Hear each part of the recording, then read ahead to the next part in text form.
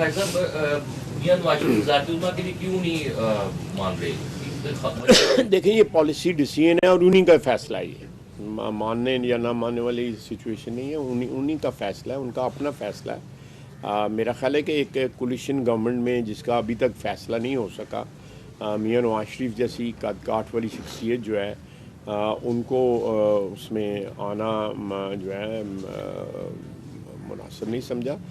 सारे फैसले जो हैं, सारी जो इंस्ट्रक्शंस जो हैं वो तो मियां नवाज शरीफ साहब हैं की तरफ से आती हैं। उन्होंने ये फ़ैसला किया है। उसमें मेन वजह ये हो सकती है कि एक दफ़ा फिर कोलिशन गवर्नमेंट की तरफ हम जा रहे हैं फेडरल गवर्नमेंट में, तो मियां शहबाज शरीफ को इस गवर्नमेंट के साथ डील करना, इस सिचुएशन के साथ डील करने का 16-17 माह का एक्सपीरियंस है। तो इसलिए ये डिसीजन लिया गया है। और माशाल्लाह मरीम नवाज़ जो हैं वो चीफ़ मिनिस्टर होंगी, तो बाकी क़यादत जो है मियां नवाज शरीफ की होगी, वही कायद होंगे, वही जो है वो उनका ही सिक्का जो है वो उन्हीं का चलेगा। इसमें कोई बात ही नहीं। अच्छा वाज साहब, एक बार बड़े मुश्किल वक्त में मुस्लिम लीग नून वफाक में हुकूमत बनाने जा रही है, और ऐसी सूरत हाल में जो कबीना पीपल्स पार्टी का भी वो कबीना का हिस्सा नहीं बनेगी, तो इस पर ज़रा रोशनी डालिए। पता है ये बातें हैं, मैंने भी ये सुनी है, बल्कि मैं समझा हूँ कि ये बातें ज़ेर बहस आई हैं जो गुफ्तगू शनीद पीपल्स पार्टी और PMLN में हो रही हैं कि ये हिस्सा ना बने और 3 साल के लिए एक पार्टी हो जाए, उसके बाद दूसरी पार्टी 2 साल के लिए हो जाए। इस किस्म के प्रपोज़ल डिस्कस हुए हैं, लेकिन मेरे नहीं ख्याल कि अभी तक ये कोई हतमी सूरत इख्तियार नहीं की इन प्रपोज़ल्स ने जो है। ये अभी आज मैंने कल रात गए, जो एलामिया या जो बातचीत हुई है उसमें उन्होंने कहा है जी कि हम किसी सोल्यूशन के करीब पहुंच गए। ये मैंने, आपने भी पढ़ा होगा, मैंने मीडिया पे सुबह सुना है। भाई साहब आपकी कल मियां बरादरान से मुलाकात हुई है, मियां नवाज शरीफ साहब से भी और शहबाज शरीफ साहब से, तो वहाँ पे क्या अहम बातें हुई? नहीं, मैं मेरी उनके साथ मुलाकातों में ज़रूरी नहीं कि सियासी गुफ्तगू हो। मैं मियां साहब के साथ रहा हूँ 2-2.5 घंटे, और मरियम भी वहाँ पे थी। फिर उसके बाद मैं शहबाज साहब के पास आ गया था, उन्होंने मेरी कोई खातिर तवाज़ा की है, खाया खिलाया पिलाया, तो मैं घर वापस आ गया। दोनों जगह में खातिर तवाज़ा हुई है मेरी, और वापस आ गया। ज़रूरी नहीं मेरी उनके साथ जो है वो ज़रूरी नहीं कि सियासत ही डिस्कस हो। मामला सियासत डिस्कस होती है, जहाँ पे सियासतदान बैठे हों वहाँ पे सियासत डिस्कस किए बगैर तो नहीं रह सकते। लेकिन मैं इतनी डिटेल में नहीं कोई बात शायद पूछी जो है। अच्छा मेरा एक सवाल है, अभी जो कमिश्नर फ्लावर बात हुई है उसमें ये भी बात सामने आ रही है कि जन्नत फैज से उनके रास्ते थे और उन्होंने तरदीद भी की है। आप क्या समझते हैं कि ये बात, इसमें कोई ताकत है इस बात में? देखिए ये मीडिया में बड़ा ज़ोर से ये कहा जा रहा है, उसमें मलिक रियाज साहब का भी नाम आ रहा है।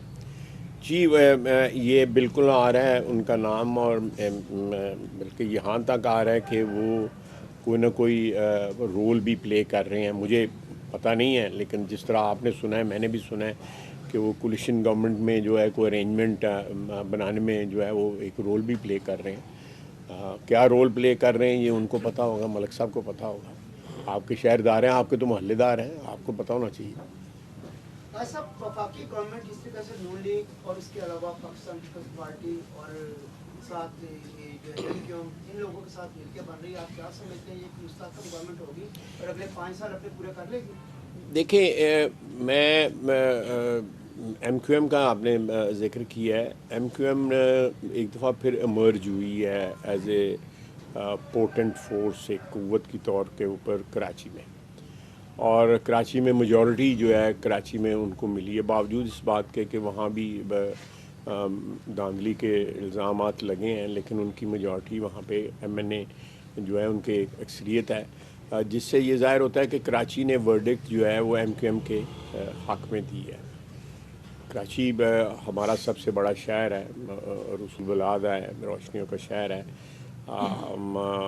हमारा सबसे, मैं समझूंगा कि अहम शहर है पाकिस्तान का।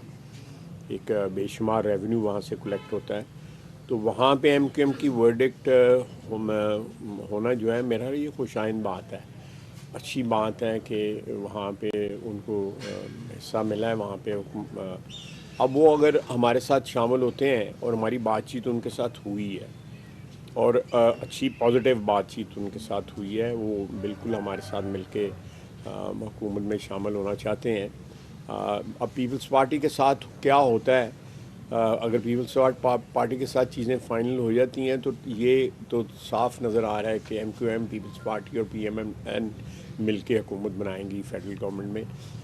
जहाँ तक सूबे का ताल्लुक़ है तो सूबे में तो फ़िलहाल इस वक्त हम अपनी जो है वो इस पोजीशन में हैं कि हम बग़ैर किसी शराकत के जो है, बग़ैर किसी पार्टनरशिप के जो है हुकूमत बना सकें। जो है नारा लगाया गया था एब्सोल्युटली नॉट, तो अभी अमेरिका से भी ये मदद मांगी जा रही है कि मुबैया जो धांधली हुई है पाकिस्तान के खिलाफ। देखें उन्होंने कौन सी ऐसी बात है जो जिनके ऊपर जो है वो खड़े रहे हैं।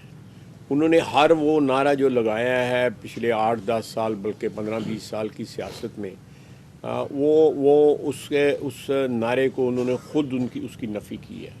कोई बता दें जो है कोई जिसकी नफ़ी ना की हो, बल्कि अशख़ास को जो नाम ले के उनके नाम डाले, किसी का शेख रशीद साहब का, परवेज़ इलाही साहब का, फ़लाँ का, मौलाना साहब के साथ भी मिल गए हैं। ये सारी चीज़ें जो हैं ये चीज़ें उनकी कॉन्ट्रडिक्शन जो है, मेरा ख़्याल है उनकी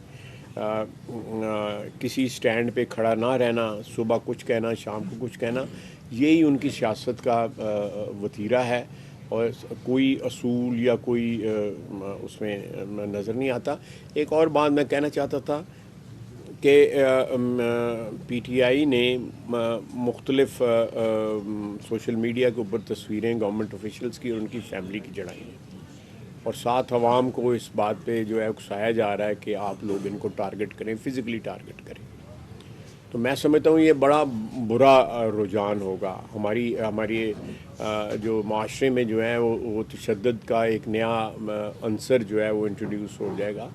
आप ये चीज़ें जो है ना ये इसको ज़रूर हाईलाइट करें।